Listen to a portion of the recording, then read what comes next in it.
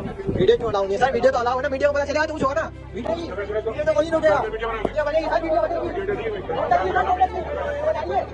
बनेगी। जैसा कि आप लोग देख सकते हैं ये गैस कंपनी का ऑफिस है जहाँ पे कंप्लेंट वगैरह दर्ज होती है।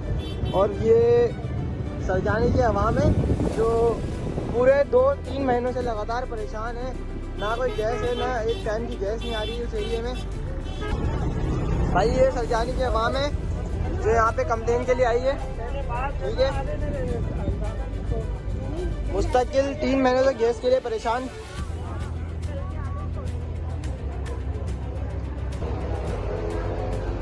तो भाई ये ऑफिस है इनका, ये अंदर नहीं जाने दे लेडीज को। आराम से बोलेंगे, आराम से।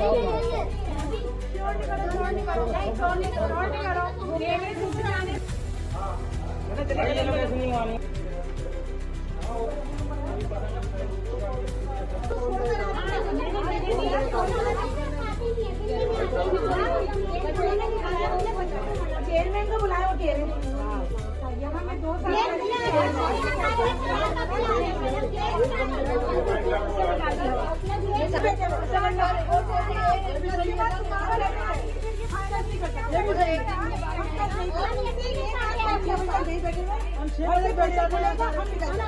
एरिया में अंदर गैस का भी इसको तक क्यों दे रहे हैं? अगर जब गैस नहीं दे रहे तो गैस का बिल क्यों दे रहे हैं इतना?